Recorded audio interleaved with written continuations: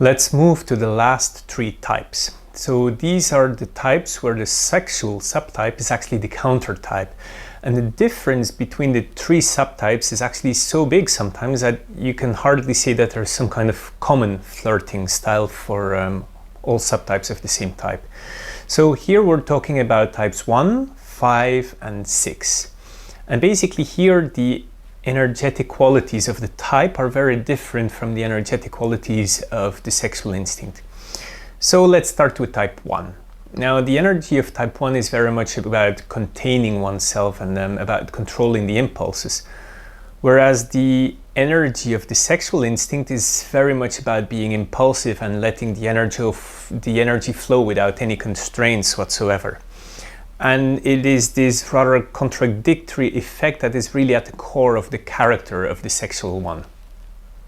So when we are looking at the one with a weak sexual instinct, so especially the ones that are self-preservation dominant, they can actually be quite, I would say, quite oblivious to flirting, because you may drop like 1,000 hints and they're still not going to get it.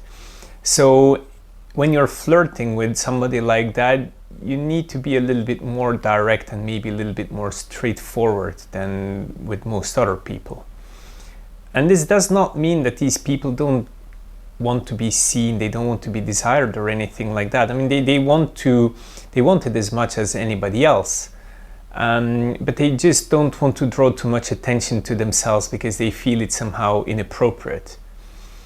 Now, if you try to make somebody who's sexual blind flirt, and especially this self-preservation dominant, then this one can actually get a little bit upset and they can get frustrated and give you a reaction like, hey, what's wrong with you? Because somehow they feel that flirting may be sometimes a little bit wrong. Sometimes for many ones, flirting doesn't really fit their values and ideals. Many of these ones actually feel that they have too much integrity to be so exposed through flirting. So they may do it more in some kind of hidden way. Now, the reality is not that they think it is really bad, but it's more that they don't really know how to flirt. I mean, sometimes it seems as if they just don't get it. And also the rigidity and the calculated moves may give some kind of mechanical flair to the way that they're flirting. In reality, many of these ones that are sexual blind actually may want to flirt, but it's as if this energy feels a little bit unknown or alien to them. So unfortunately, flirting can be pretty hard and painful for them, and it's never really what they actually wanted. So flirting is actually playing with sexual energy, and playfulness is not really the strength of many ones. And flirting requires some kind of lightheartedness and a light sense of humor, and that doesn't come easy for many ones. I mean, for some it does, but not for everybody. And also when they try to joke in an authentic way, sometimes they just fail at it. Now, when these sexual blind ones are interested in somebody, they're not going to use a pickup line. They're not going to try to somehow get the attention. They will rather approach a person and say like, hey, I'm John. And so instead of playing, they just show up as themselves. When they say, hi, I am John, basically they want to say, hey, this is me. Are you interested in me? If the person is sexual blind but social dominant, they may be a little bit more at ease at flirting because they have more of these social skills that are required, and they may actually get more enjoyment in this process. And of course, also in terms of humor, there's a wide variety. Some ones can be incredibly hilarious. Now, when we're looking at the sexual dominant ones, and we see a huge difference. Ones with a strong sexual instinct can be actually very, very conscious of their attractions, and they can pick up very easily when somebody's flirting with them. But paradoxically, many sexual ones actually do not want to draw the attention to them because they somehow feel that it's inappropriate. So the way that they're acting upon their attractions can be quite complex. So they're rarely going to be the pursuer, but if the other person starts flirting with them, they may take a very active role actually. Now, I was already talking about the playfulness, and being playful is not really a strength of this Enya type, but it's important to understand that when they're on holidays and when they deserve partying, they may actually tap into the spontaneity of type 7, with which they have a connecting line. But still, it's not the same playfulness as a person who identifies with type 7. And this playfulness of a one with a strong sexual instinct is not about real spontaneity. It's more about playing out some kind of scenario that they have carefully planned in their head beforehand. And it has to be some kind of scenario that's going to fit the rule book of their values. And this can, of course, differ from one person to the other.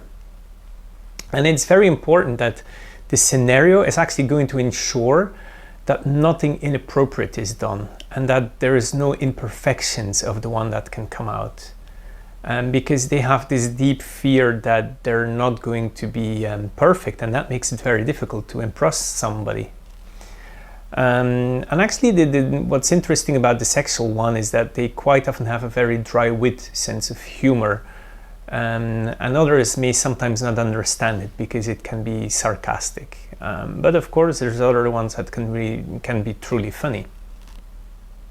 Now, regardless of the instincts and if somebody is sexual dominant or sexual blind, there's quite a few commonalities that we can see across the whole spectrum of type 1.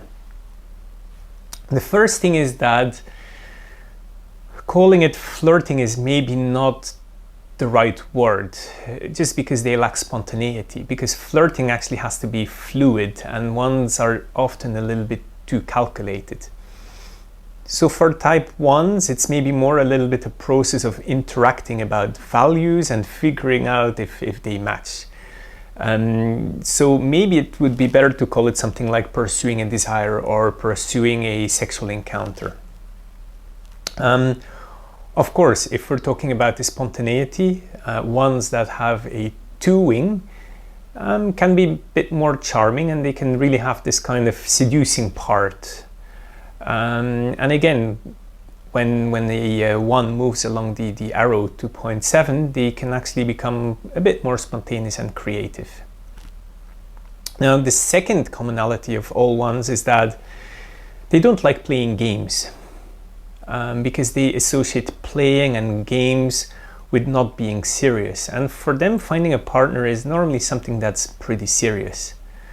And in playing, you don't show up as yourself. But for a type 1, it's important to be authentic, to really show up for who they are. However, type 1 wants to be authentic, but because they have so much self-control and because they want to make sure that all their flaws are going to be hidden, there is some kind of sense of artificiality instead of a true authenticity about them. Now let's move to the third commonality of all ones, and that's that they have this permanent inner critic. And this inner critic is also present in their flirting. So they can actually be quite self-critical about themselves, and they can have this kind of inner voice that says that, oh, you're so boring, this is not funny, or you're not doing this the right way.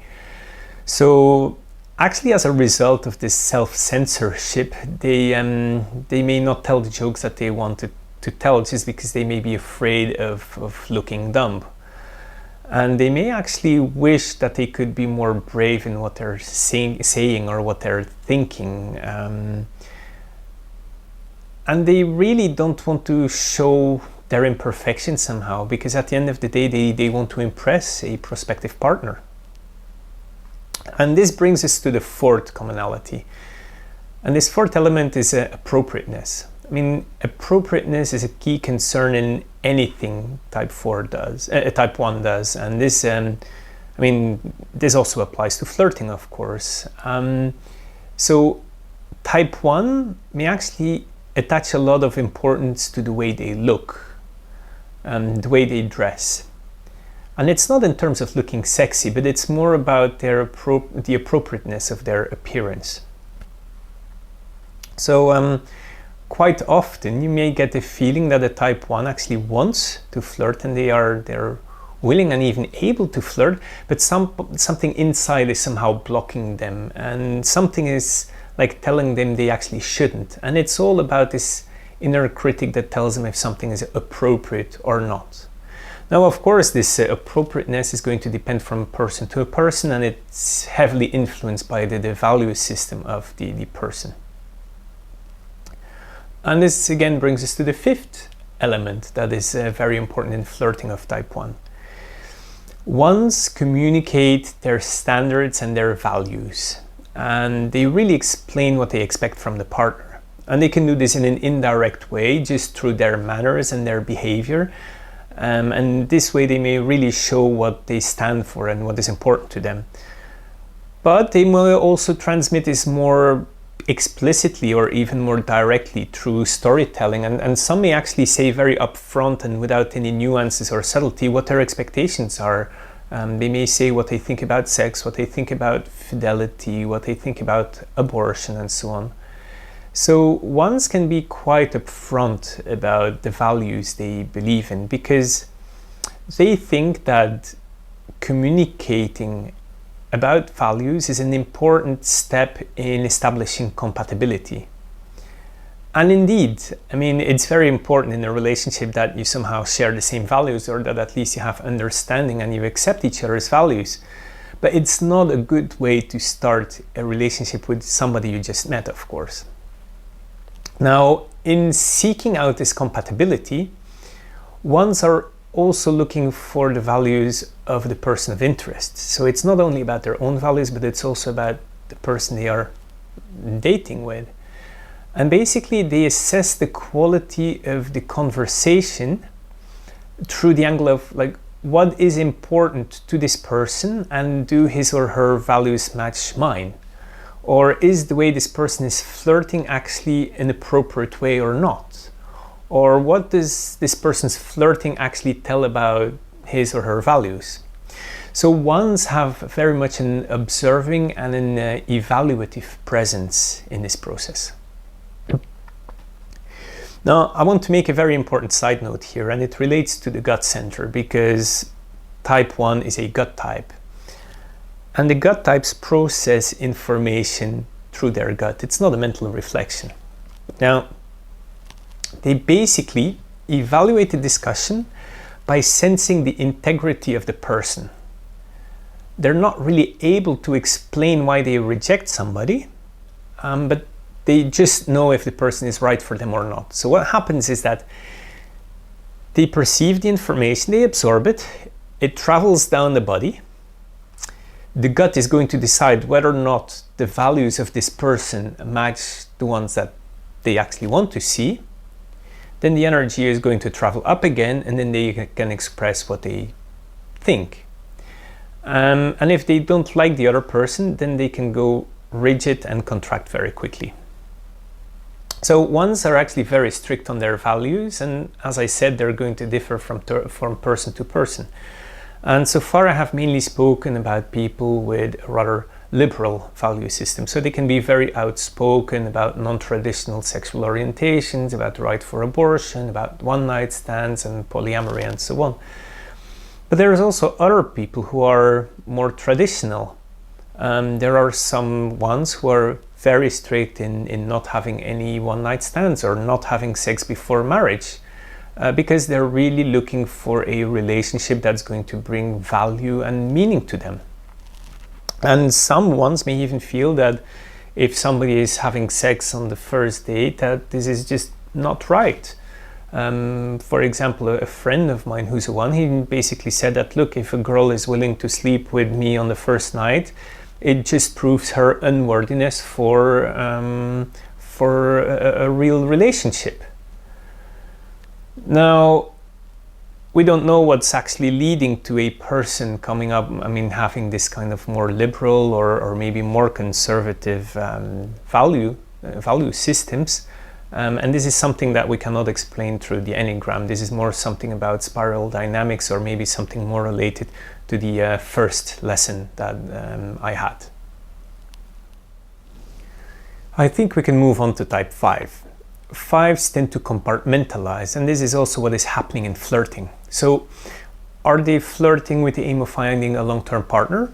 Or are they flirting for the sake of finding a sexual encounter? While the end game is actually going to determine how they will be flirting. So if the aim is to find a long-term partner, they're not going to take the first step very easily. They tend to be quite withdrawn and maybe a little bit detached. And on top of that, they're quite afraid of being rejected. They fear disapproval. So they may take it quietly and slowly, and they can even sometimes shut down. Another reason is that finding a long-term partner requires a lot of vulnerability, and this does not come easily for 5s. If the aim, however, is to find a sexual partner, then the stakes are completely different, and sometimes they may be more direct and active in that case. Doesn't mean that they're always efficient. But basically what they do in this type of flirting is they just follow, let's say, the textbook. Flirting for sex is very much a learned thing, and they really approach it from the intellectual perspective. So basically, once they have learned what works, then they can actually be very, very good at it. But the problem is that people are different, so they're not adaptive. So they will actually try the same scenario with everybody. Now, a friend of mine was actually telling how he knew a 5 who was actually giving master classes on how to flirt with women, how to pick up women. And he was really brilliant in it because he had put so much effort in analyzing behavior and in adjusting to the specific type of women. However, this 5 was actually not able to put anything into practice himself just because of his own social awkwardness. And it's this social awkwardness that is something very specific for types 5, and it can sometimes be a little bit creepy, and especially if they have a very sarcastic sense of humor. And one of the main problems of type 5 is that they're not really investing emotionally in the relationship that they're trying to build. So how can you know if a 5 is actually really interested in somebody or not, if they're not really taking an active stance? Well, first of all, you can see it in their eyes. You can really feel that you are the focus of their attention. I mean, if you feel that, it means that the 5 is interested in you.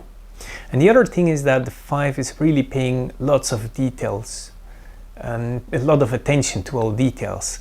So they're very well going to remember all the details of what you have been telling them.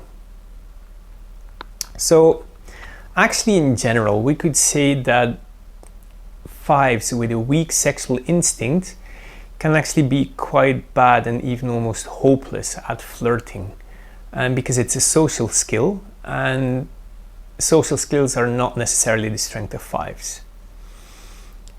It may be very difficult for them to actually pick up if somebody's flirting with them, and they may not really feel some important clues, and they may really have a hard time on picking up these non-verbal cues.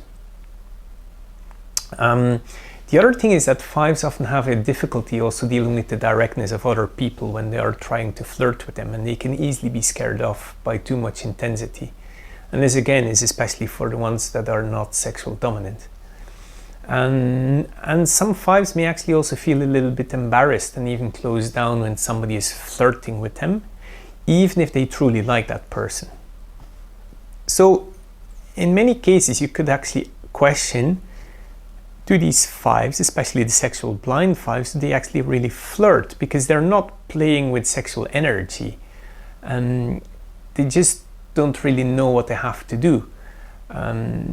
I mean, if a 5 really likes somebody, they can say in a very straight way or in a very direct manner, like, I want to be with you. I mean, it's very genuine, it's honest, it's to the point, but there is no flirting involved.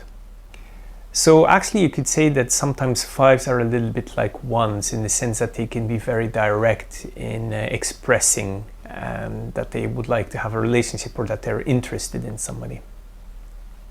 For the non-sexual fives, it can also be quite, I mean, they may not like flirting because they find that it's somehow a waste of time, and they don't want to waste their energy on this kind of emotional games. They just want to cut through all the nonsense.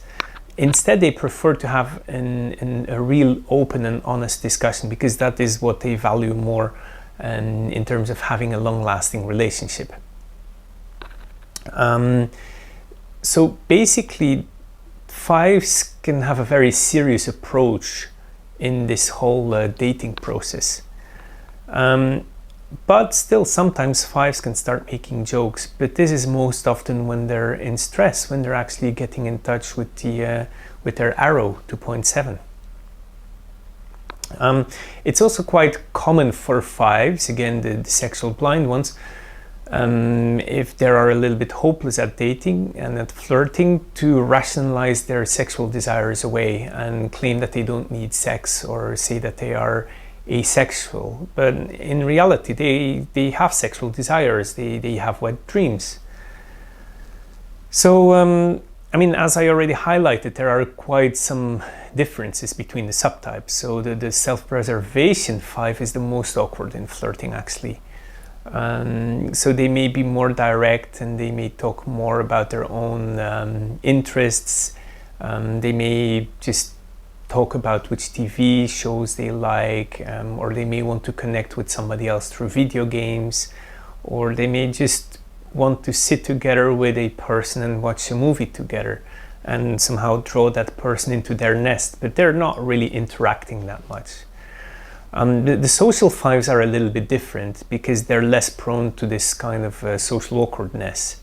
They may be more engaged, and they may more master these social skills that are required for flirting.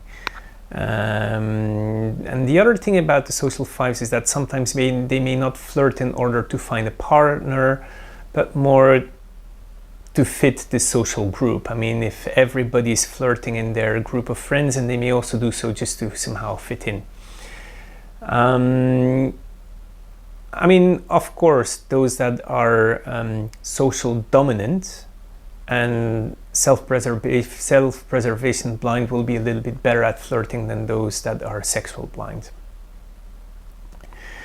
Now, when we then move to the sexual fives, then we see quite some differences. Sexual fives can actually be pretty open to flirting, and they may be able to play with sexual energy in a very, very good way.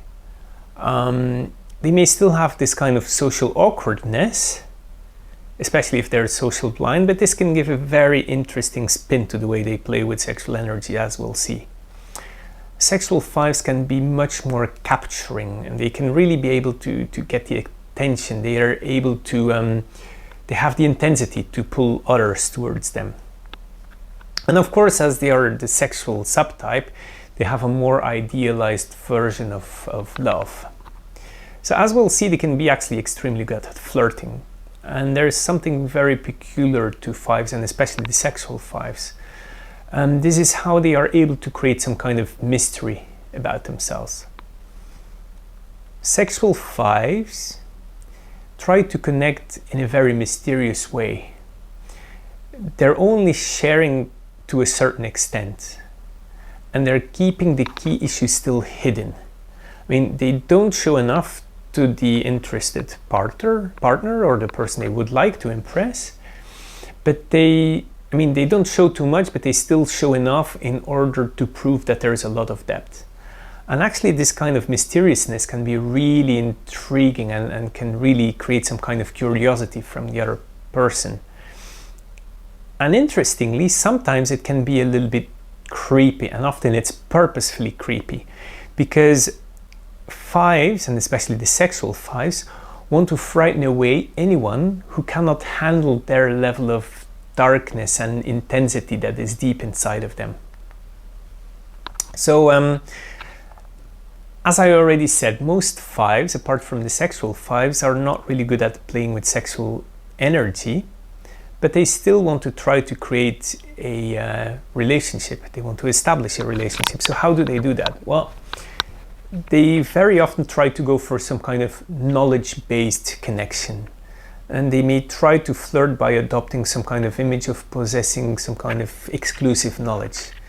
So many fives are actually looking for an intellectual connection in a partner. Many fives are sapiosexual. And if the other person doesn't have anything intelligent to say, then that can be the turn off. But what really turns on many fives is a person who can actually ask very good questions. Of course, not all fives are interested in an intellectual partner because, again, the compartmentalization. There are some fives who actually spend so much time in the intellectual space already that they are not looking for a partner who can match their intellectual ambitions. They basically have a box for their intellectual life, one for their romantic life, and sometimes even a different one for their sexual lives. So it's all putting in different boxes. Fives are also not just interested in attracting just anyone. I mean, fives can be very, very specific in who they want to attract to them. Now, fives try to build intimacy and a connection by asking questions, by trying to gain more information about the other person. So quite often this process can actually look more as an interrogation and real kind of flirting, because this interrogation can be a little bit invasive and it can actually scare off many people. So what fives tend to do is they often make the prospective partner some kind of object of study. And what is very interesting is that they tend to remember just anything about the person, like when they first met, what the person was wearing, what he or she ate, what he or she said. And so basically in this questioning or this almost interrogation of the fives, quite often they're going to follow a clear pattern in this questioning, because that's the easiest way to get to know the other person. Fives basically are curious about finding out how the other person functions, how their brain works, what they like, and so on. So fives are very good at analyzing what is being said. And they do that in order to see if the other person is basically a good match, if it's really worth spending more time and effort with this person. And also because they really want to know and understand that person before they open up their heart to them. So one of the challenges is that they actually learn the object of desire instead of relating to that person. Again, those who have a stronger social instinct may be able to bring in some more relationship skills and may be able to connect a little bit better. So a very good plus of fives is that they're very good listeners.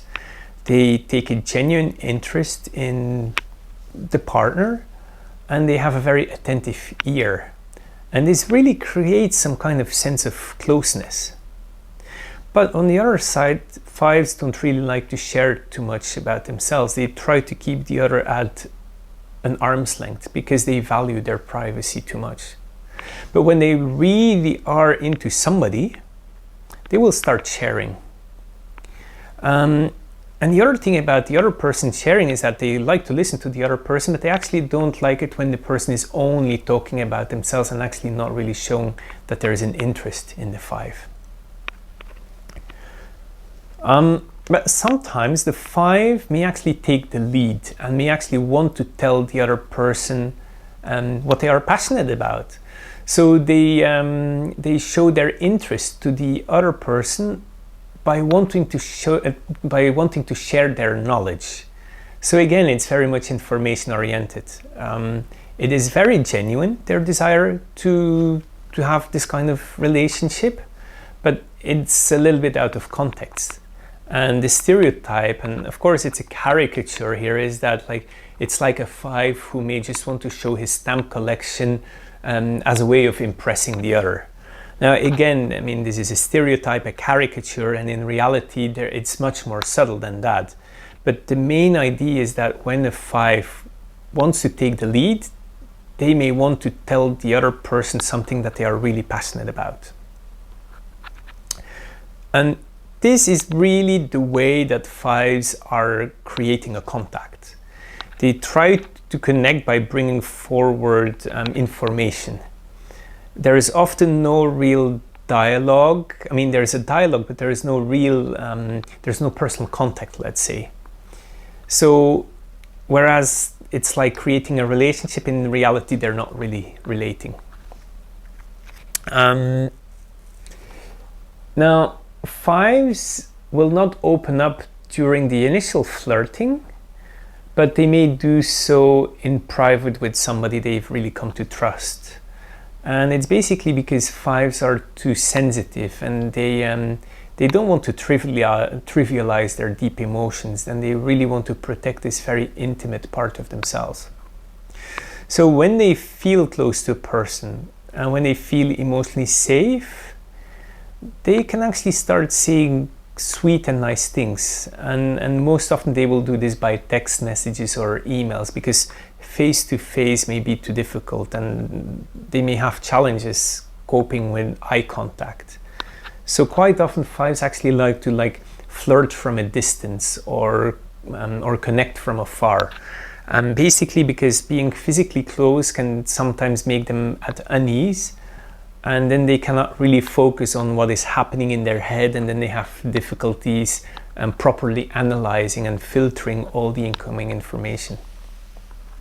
So when I say that they connect through text, they also may like sending emails, and they can send really long emails.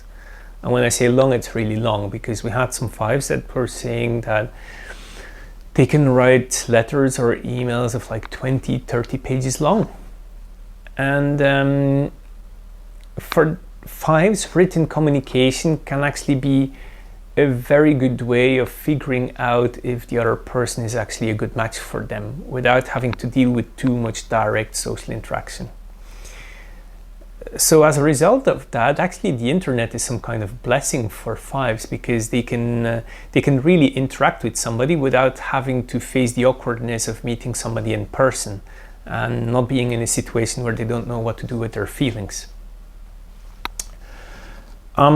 But some 5s have other ways of connecting without having to speak. So for example, some 5s are actually great musicians and singers, and they try to impress a person without direct contact.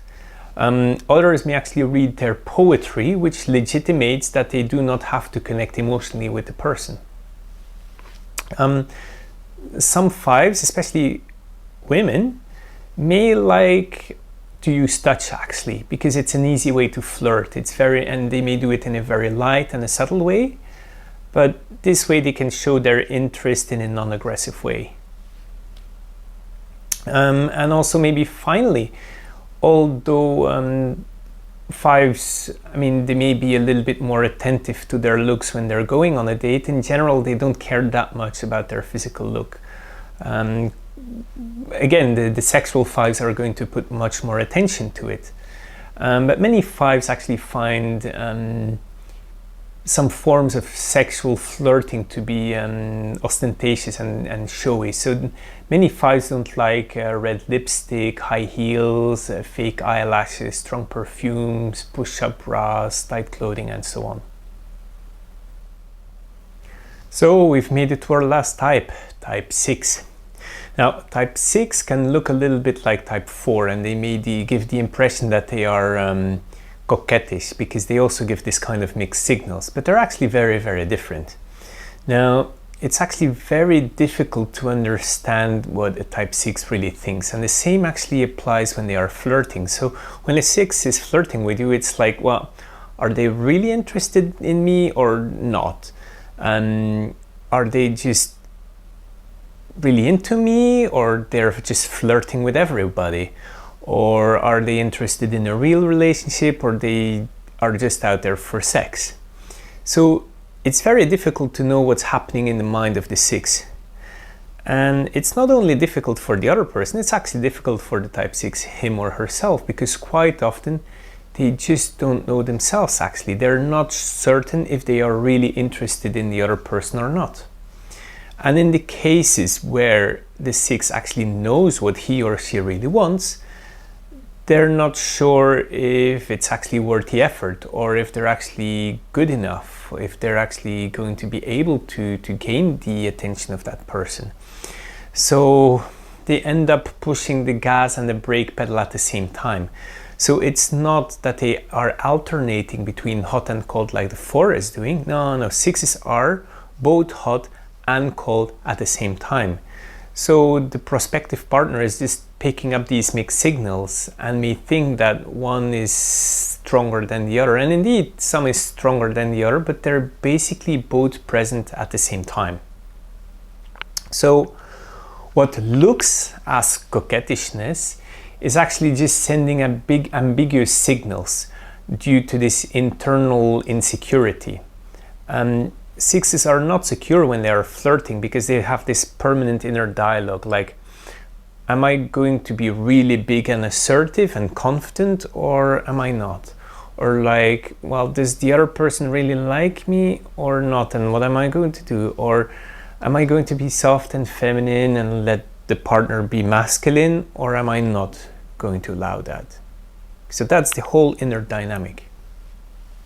Now, 6s really value reliability, reassurance, safety, nurturing, protection, and so on. So that's not only what they want to receive from any potential partner, but also what they want to offer themselves. So when flirting, the type 6 will try to create the image of being a reliable person.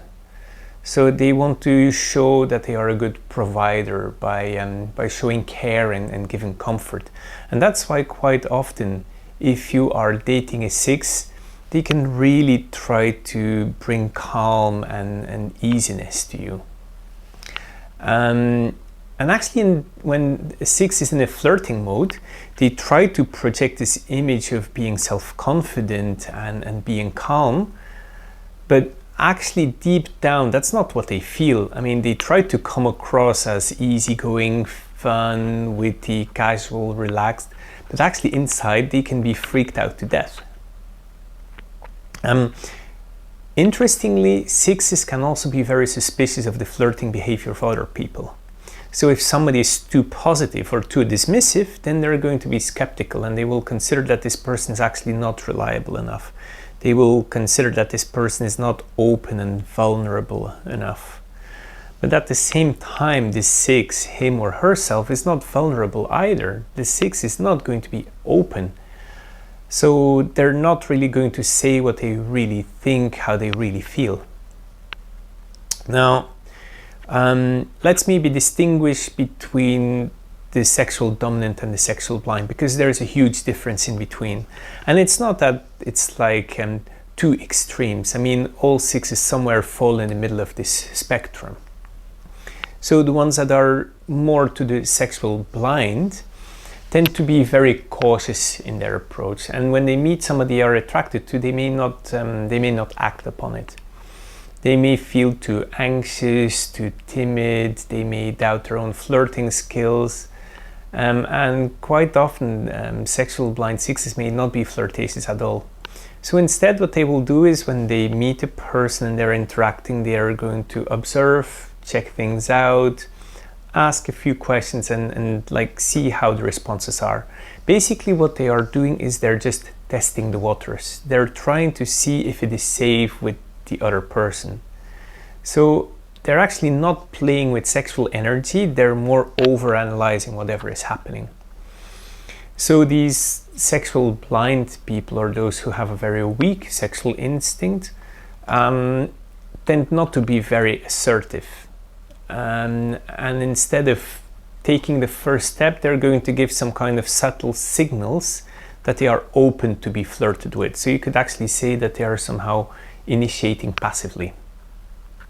However, if this sexual blind 6 feels that the interest is reciprocal, they may actually grow more confident and take a much more bolder approach. But still, every step is going to be pretty calculated, and there is going to be some kind of incremental build-up. Just taking small steps one after the other, but without taking any big risks. Now, these sexual sixes are completely different. They're equally anxious and insecure, but their approach is less cautious. I mean, they're very assertive, goal-oriented and direct, and they may not be as direct as a type 8, and they're not going to be straight in the face as a type 8 is going to be, but they can also walk up to a person and start flirting directly. They may ask somebody to dance, they may establish physical contact, and so on. And there was a female sexual 6 who actually explained it very well. She said that her flirting approach is very much like a bully. And some men actually thought that she was being very mean, but in reality she was just flirting by using provocative humor. And this provocative attitude is nothing more than a combination of testing the ground, using sarcastic humor, and just being incredibly insecure. And what's also interesting is that some sexual 6s may actually find it very offensive if somebody dares to approach them and flirt with them without a green light being given. And in cases like that, they may react in a very explosive manner when they actually feel blindsided.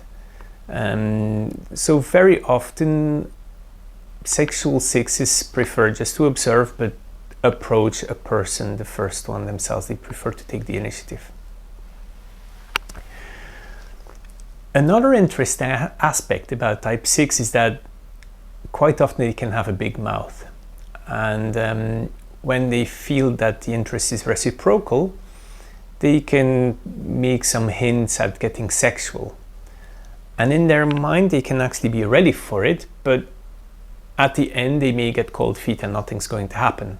And this is a little bit this hot and cold attitude that can really confuse other people, and that can really lead to some kind of abrupt end of the build-up, because they may really interact with the other person. The other person may give a concrete signal that they want to take it to the next step, but the 6 is just chickening out at the end. So, well, some 6s are assertive, others are not, but the core of type 6 and their flirting approach is the same. I mean, both are terrified of possible rejection, and they're scared of embarrassing themselves.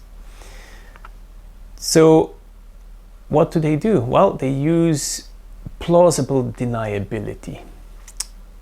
6s are masters in escaping blame, and they never want to be accused of doing something inappropriate. So they want to have an opportunity or the possibility to always back off when things don't work out. And they don't want to get in trouble for the things that they did. So in order not to get a negative reaction, or in order to avoid getting into some kind of awkward situation, 6s are going to take these very small steps and use lots of humor, so that later they can always deny that they were flirting. So they will joke, they're going to play with words, they may even use some sexual connotations in what they're saying. And if the other side is reacting negatively or somehow in an offended way, then the 6 is going to say like, hey, I was just kidding, take it easy. And they're actually going to try to like blame the other one for misinterpreting what they were doing. But actually deep inside, they're super terrified. So this plausible deniability implies that they're going to make sure that they don't leave any traces of their flirting. So if somebody were to call them out, there is not going to be a single evidence against them. Now, I already mentioned humor a few times. And 6s really like to use banter, playfulness, teasing. They also use lots of expressive storytelling. But basically, 6s are super anxious inside, and so basically they use this humor to reduce the inner tension. because humor is a very good way of lightening up a tense environment. Being romantic and talking about deep feelings can be very scary. And to ease up the situation, sixes may just use some small jokes. They may make fun of each other in a very, very flirtatious way. And actually their humor can be very provocative and self-deprecating. So instead of being authentic and talking about what's really happening, they just make jokes about themselves just because they lack trust in themselves. So basically, sixes tend to make fun when things are difficult to talk about. And all of this doesn't mean that sixes actually don't want to talk about their deepest feelings. In reality, they really want it. I mean, in reality, they cherish this possibility to communicate with somebody in a very vulnerable way. But they're just afraid of opening up. As a matter of fact, sixes may actually fanatically seek feedback that their deepest feelings are okay, but they're just very afraid of coming up with that. So, of course, this teasing and poking at each other can be playfulness, which can be perceived as being hot and cold, because it's not giving clear signals of their true feelings and intentions. And many other types don't like this type of humor because they may consider it offensive. I mean, for example, twos generally don't like the humor of sixes. But there's other types who actually really like this type of humor. And another important thing is that this teasing and this using of provocative banter can also be some kind of test for type 6. It's basically like, can you handle me? So, because in the perception of type 6, people who are poking at each other and don't get upset when they are making fun of each other have proven that they are reliable and that they're not a threat. So it actually shows that they have a compatible way of releasing tension and that they can actually laugh when things get very annoying or very sensitive.